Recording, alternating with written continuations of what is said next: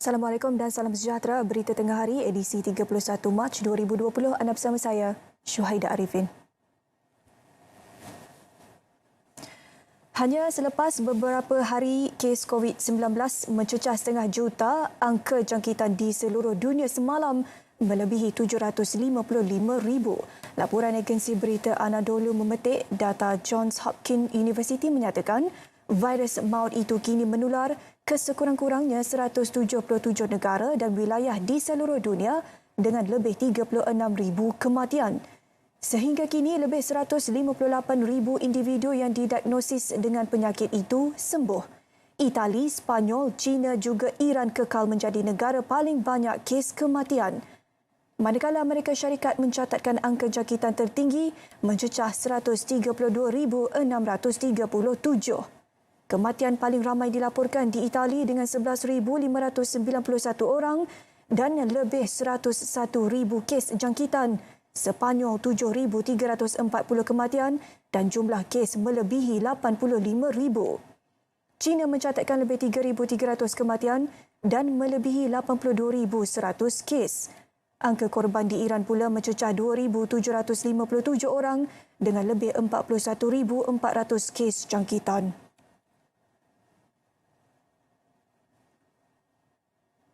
Ketua Pengarah Kesihatan Dato' Dr. Nur Hisham memaklumkan kumpulan pertama pesakit COVID-19 di Hospital Tuanku Bainun Ipoh Perak sembuh dan dibenarkan pulang. Catatan menerusi akaun Twitternya turut memuat naik gambar kesemua pesakit berkenaan. Dalam catatan lain pula, Dato' Dr. Nur Hisham memuat naik gambar misi bantuan yang disumbangkan Tan Sri Lim Kim Yew kepada Hospital Sungai Buloh, Hospital Putrajaya, Hospital Universiti Kebangsaan Malaysia HUKM dan Pusat Perubatan Universiti Melaya UMMC. Sumbangan antaranya peralatan pelindungan diri PPE untuk kegunaan petugas di keempat-empat hospital berkenaan.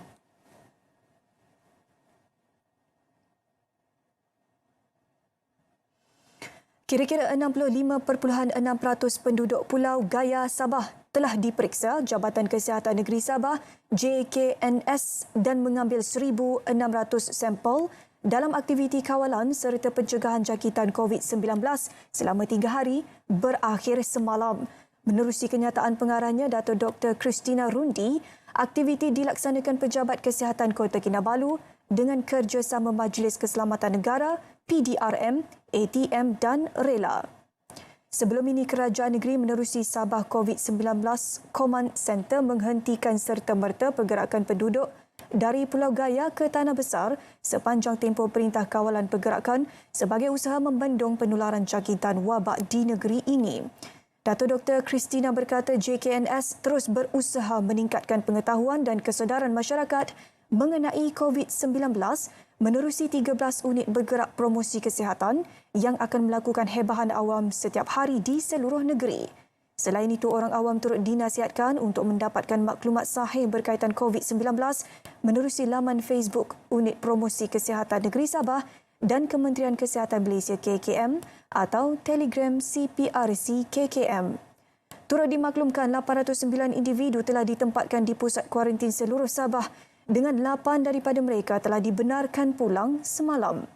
Setakat ini 6,538 individu diletakkan di bawah kuarantin di rumah dan daripada angka itu 5,567 masih dalam pengawasan dan pemerhatian JKNS, manakala selebihnya atau 971 orang telah tamat tempoh kuarantin 14 hari.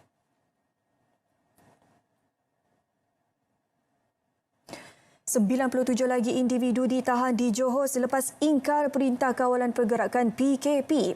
Menerusi kenyataan Ketua Polis Negeri Dato' Ayub Khan Maidin PC menyatakan serentak dengan pertahanan berkenaan menjadikan angka keseluruhan tangkapan mencecah 526 orang sepanjang tempoh PKP setakat semalam. Diperjelaskan juga sehingga kini 50 individu telah didakwa di mahkamah akibat melanggar PKP. Kesemua mereka yang ditahan disiasat dan didakwa mengikut Seksyen 22(B) Akta Pencegahan dan Pengawalan Penyakit Berjangkit 1998 Akta 342 selain Peraturan 7 Perintah Pencegahan dan Pengawalan Penyakit Berjangkit 2020 dan Seksyen 186 Kanun Keseksaan. Dalam masa sama, beliau menegaskan tindakan tegas akan diambil terhadap mana-mana pihak yang tidak mematuhi arahan PKP.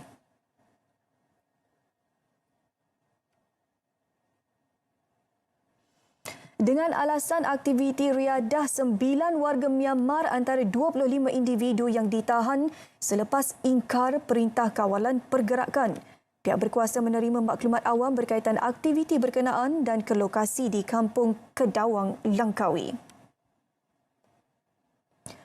Mengulas operasi yang memasuki hari ke-13 malam, Ketua Polis Daerah Langkawi, Superintenden Muhammad Iqbal Ibrahim menyatakan masih terdapat pengingkaran dengan Perintah Kawalan Pergerakan PKP. Ini berdasarkan 34 individu yang ditahan sekitar Pulau Langkawi semalam dalam operasi yang diketuai beliau sendiri. Rata-rata mereka melakukan aktiviti meronda dengan menaiki motosikal, bermandi laut dan berhimpun tepi jalan. Kesemua mereka ditahan di bawah Peraturan 7/1, Peraturan-Peraturan Pencegahan dan Pengawalan Penyakit Berjangkit, Kurungan Langkah-Langkah di dalam Kawasan Tempatan Jangkitan 2020, Seksyen 280 dan Seksyen 186 Kanun Keseksaan.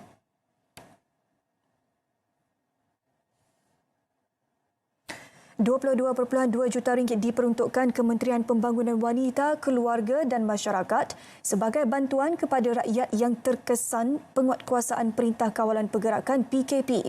Ia digunakan bagi membeli barang keperluan asas kepada golongan memerlukan. Timbalan Menteri Datuk Siti Zailah Muhammad Yusof menjelaskan setiap kawasan parlimen bakal diberi 1,000 set barangan keperluan asas bernilai RM1,000 setiap satu.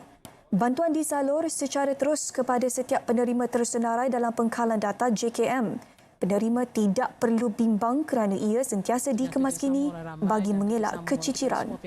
Saya yakin insya-Allah kita dapat memberi bantuan yang sebaik mungkin kepada golongan yang terkesan terutamanya, dan insya-Allah kita harapkan ini dapat meringankan beban sebagaimana yang telah disebutkan dinyatakan oleh Yang Amat Berhormat Perdana Menteri kita, insya-Allah. Agihan bantuan akan dilaksanakan petugas Angkatan Pertahanan Awam dan Rela. Datuk Siti Zailah terdahulu menyampaikan sumbangan barang keperluan di Perlis.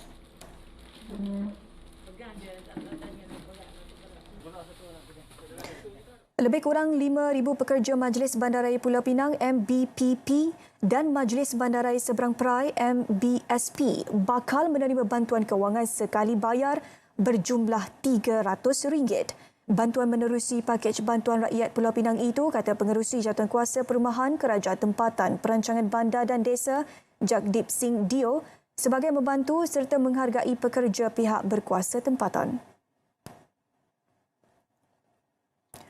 Jelasnya mereka yang bertugas untuk membersihkan kawasan Pulau Pinang tidak harus diabaikan, malah akan terus dihargai. Menurut Jagdeep, bantuan itu bakal disegerakan dan disalur terus ke akaun pekerja bermula esok. Beliau berkata demikian pagi tadi dalam majlis penghargaan dan penjelasan agihan pakej bantuan rakyat Pulau Pinang di Georgetown.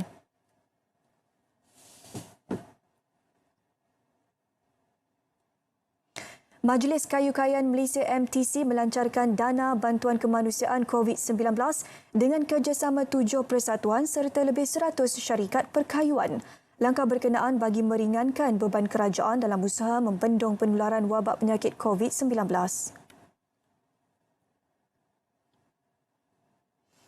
MTC mensasarkan kutipan RM1 juta dan sehingga hari ini sebanyak RM895,550 berjaya dikumpul.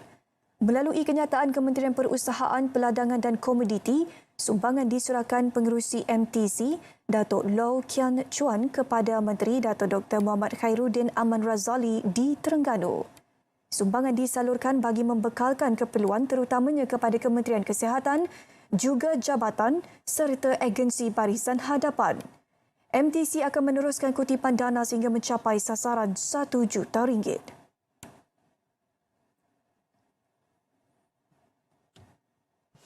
Kementerian Perdagangan Dalam Negeri dan Hal Ehwal Pengguna KPDN HEP Selangor memberi jaminan bekalan bahan mentah di negeri itu mencukupi.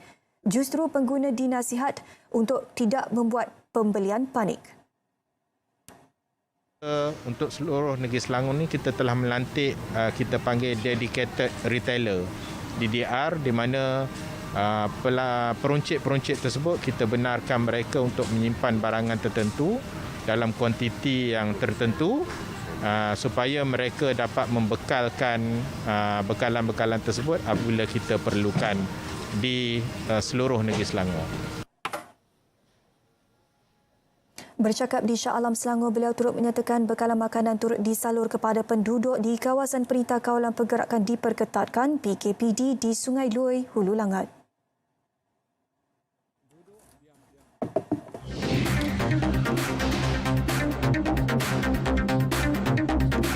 Saya mendapat laporan daripada pihak polis lebih 95% rakyat telah mematuhi perintah ini. Jalan-jalan raya lengang, pusat-pusat membeli belah ditutup, pusat-pusat rekreasi awam juga lengang dan ramai yang telah pun mematuhi nasihat duduk diam-diam di rumah. Hanya ada beberapa insiden kecil pelanggaran perintah ini di sana-sini. Pihak polis dan tentera telah dikerah untuk mengambil tindakan tegas bagi mengawal keadaan.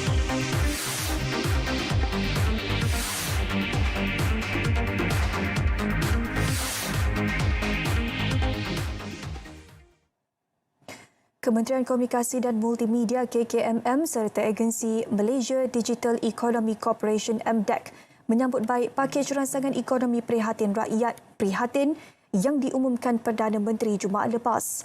Pakej bernilai RM250 bilion bagi membantu rakyat, khususnya perusahaan kecil dan sederhana PKS yang terjejas akibat wabak COVID-19 bertepatan dengan slogan "Tiada golongan akan tersisih".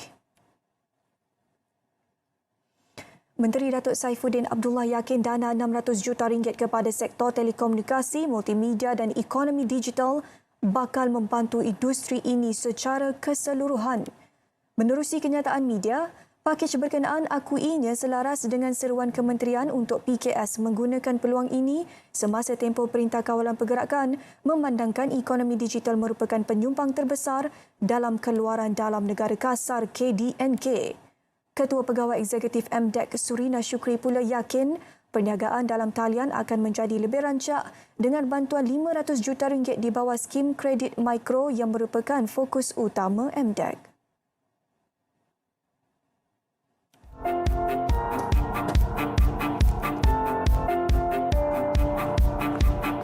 Ini adalah satu arahan yang perlu dipatuhi untuk keselamatan diri kita sendiri dan keluarga kita. Jadi kalau kita tak berjaga-jaga, tak pisahkan diri kita daripada rakan-rakan, tidak keluar daripada rumah, maka kemungkinan penyakit ini akan berterusan sehingga ramai daripada rakyat Malaysia mengidap penyakit ini adalah sesuatu yang bukan perkara luar biasa. Cara yang terbaik mungkin ialah untuk asingkan diri kita daripada rakan-rakan supaya kita tidak akan menjangkitkan mereka dengan penyakit jika ada pada kita, dan juga kita tidak akan dijangkiti kalau kita bertemu dan bersalam-salaman dengan orang yang sudah mengidap penyakit ini. Kita perlu disiplin.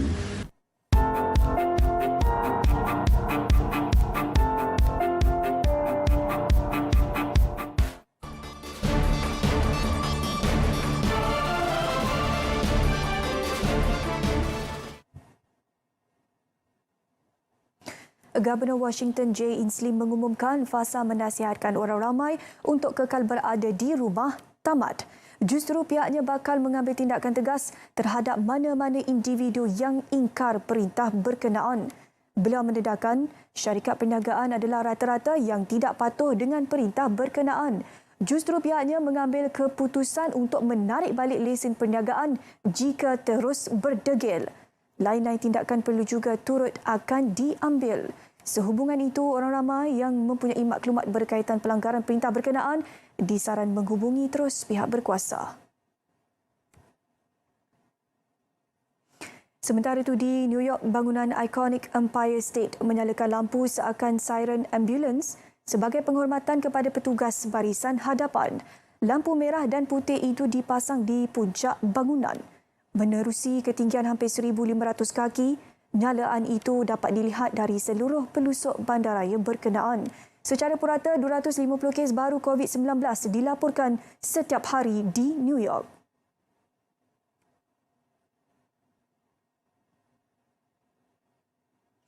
Pekerja syarikat jual beli dalam talian Instacart dan Amazon melancarkan mogok bagi menggesa majikan mengutamakan keselamatan mereka susulan penularan COVID-19. Mereka mendakwa syarikat tidak menyediakan alat pelindungan diri dan membayar gaji rendah. Protes berlaku di gudang yang terletak di New York ketika kedua-dua syarikat menerima banyak tempahan ekoran Perintah Kawalan Pergerakan. Dalam tempoh sama, syarikat giat mengambil pekerja baru bagi melayani tempahan yang meningkat mendadak. Mogok dipercayai hanya memberi kesan minimum kepada operasi syarikat. Ia bagaimanapun dapat menarik perhatian masyarakat tentang nasib mereka. Wakil kumpulan mendakwa protes terbabit hanya berskala kecil dan bersifat amaran.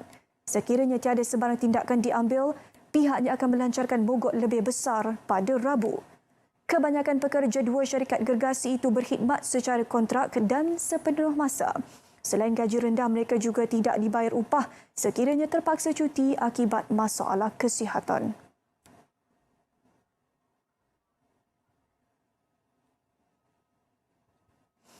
Seorang penduduk Buenos Aires memanfaatkan tempoh kuarantin dengan menghasilkan topeng muka menggunakan pencetak 3D. Produk yang dihasilkan diderma kepada hospital sekitar Argentina bagi membantu petugas kesihatan yang terlibat pengendalian COVID-19. Menurut George Weisman, ilham untuk mencipta topeng muka itu hadir selepas 15 hari berada dalam tempoh kuarantin. Beliau kemudian bekerjasama dengan 70 sukarelawan bagi mengagihkan hasil inovasinya. Topeng terbabit dihasilkan menggunakan material plastik dan pencetak yang lazim digunakan di bengkel kereta. Ia membantu pemakai sentiasa berada dalam keadaan bersih. Hanya dalam minggu pertama, 500 topeng muka berjaya dihasilkan dan diagihkan ke hospital di 20 wilayah di Argentina. Salah seorang doktor yang menerima topeng itu berkata, produk itu digunakan sebagai tambahan kepada alat pelindungan sedia ada.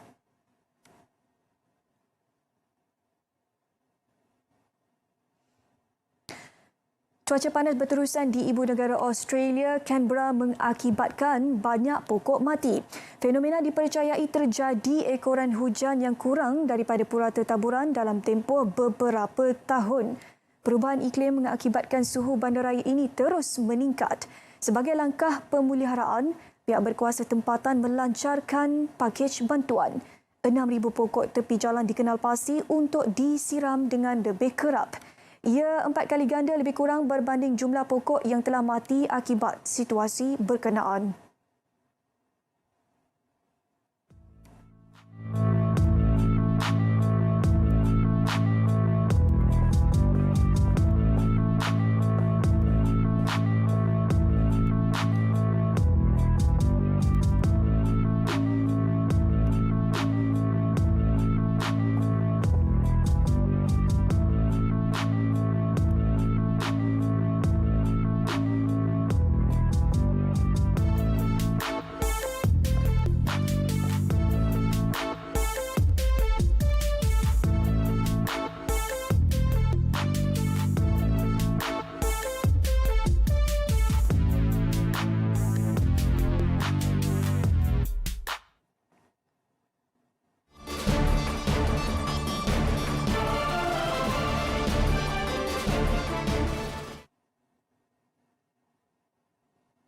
Latihan dan program atlet tanah air menjelang persiapan Kesukan Olimpik Tokyo 2020 yang ditangguhkan susulan penularan COVID-19 bakal distruktur semula. Menteri Belia dan Sukan Datuk Seri Rizal Merican Nena Merican berkata pengubahsuaian tersebut akan dilakukan mengikut perkembangan wabak COVID-19 dan keadaan semasa. Menurut Rizal Merican, buat ketika ini terdapat 35 atlet negara berada dalam senarai nama ke tamasya terbesar dunia yang telah dijadualkan pada 23 Julai hingga 8 Ogos 2021 itu manakala 12 daripadanya sudah pun layak.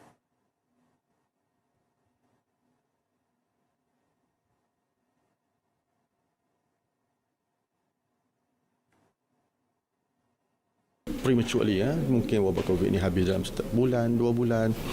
PKP pun demikian juga. Ia banyak bergantung kepada keadaan COVID-19 ini dan juga perintah-perintah yang bakal dikeluarkan oleh pihak kerajaan. Tapi apa pun memang MOM, MSN dan KBS akan melihat perancangan semula. Yang penting 12 ini kita nak kekalkan keupayaan, kecergasan bagi memungkinkan mereka terus beraksi dan menyumbang pingat kepada kita, insya-Allah. Beliau turut meyakinkan Kementerian Belia dan Sukan KBS akan sentiasa bekerjasama dengan Majlis Sukan Negara MSN dan Institut Sukan Negara ISN untuk memastikan kesihatan dan kecergasan atlet negara berada di tahap cemerlang.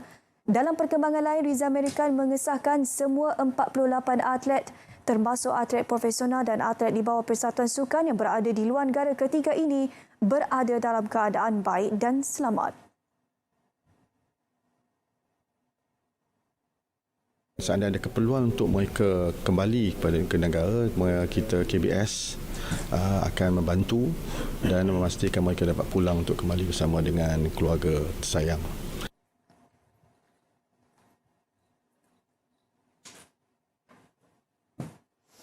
Sementara itu, Menteri Belia dan Sukan Datuk Seri Riza American turut mengesahkan satu berita positif bahawa jago tukul besi negara J.K. Wong didapati negatif COVID-19 pada pemeriksaan kali ketiga. Dan saya suka untuk maklumkan, mengikut apa yang saya berhubung dengan beliau semalam, dalam ujian saringan ketiga, J.K. Wong telah mendapati negatif. Berarti ini adalah berita baik, dan namun beliau masih lagi dalam pemerhatian di hospital, di ward isolasi, dan kalau beliau masih menunjukkan perkembangan yang baik dalam 1-2 hari lagi, insya-Allah beliau akan dibenarkan untuk keluar. Sebelum ini, Jackie menjadi atlet pertama didapati positif COVID-19 menerusi ayahnya dan kini dikuarantin di Hospital Sibu sejak minggu lalu. Beliau ditemui selepas menjadi tetamu Selamat Pagi Malaysia di Angkasa Puri RTM.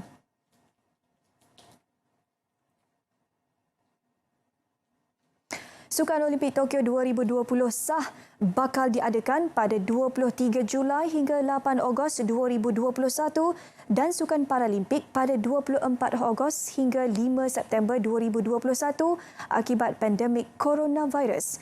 Perkara itu disahkan Presiden Majlis Olimpik Antarabangsa Thomas Bach di Lausanne, Switzerland pada Isnin.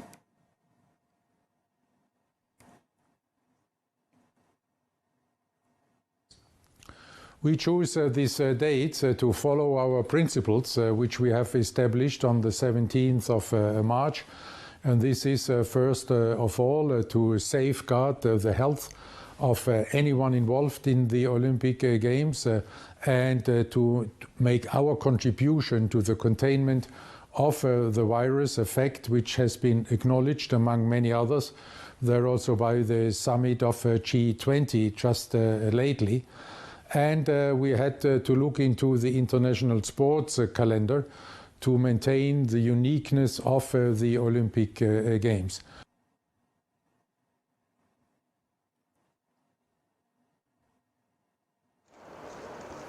Jam kira detik di Bandar Tokyo pula telah dimulakan semula dengan 479 hari lagi untuk kesukan Olimpik Tokyo 2020. Ia dibuat selepas pihak penganjur mengumumkan tamasya itu akan diadakan pada 23 Julai tahun depan.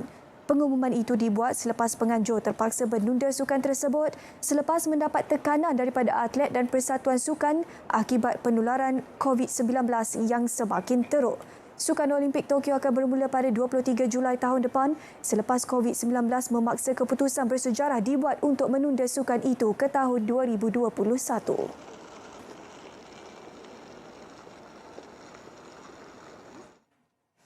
Ketua Bahagian Permotoran Red Bull Helmut Marko membuat kejutan apabila berkata mahukan pemandu F1 pasukan itu dengan sengaja dijangkiti virus coronavirus.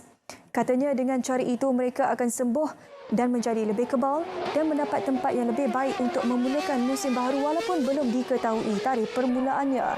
Ketua Bahagian Pembangunan Pemandu berusia 76 tahun itu membuat saranan mengejutkan itu ketika ditemu ramai oleh sebuah stesen televisyen Austria. Marco menyatakan dia membuat cadangan itu kepada pihak pengurusan Red Bull namun ianya ditolak. Tambahnya ia tidak mendapat sambutan yang baik.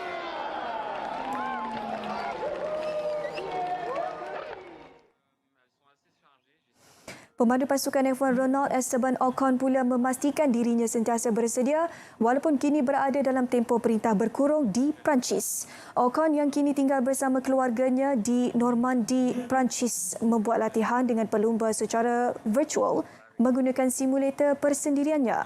Tambahnya ia adalah penting untuk memastikan momentumnya sentiasa dipertingkatkan.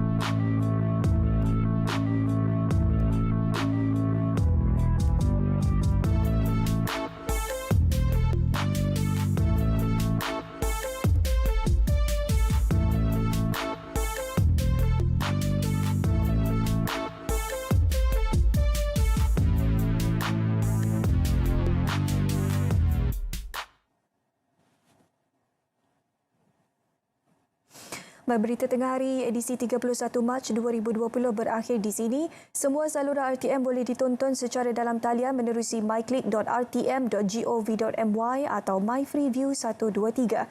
Duduk di rumah, patuhi perintah kawalan pergerakan. Saya Syuaida Arifin. Assalamualaikum. Salam sejahtera.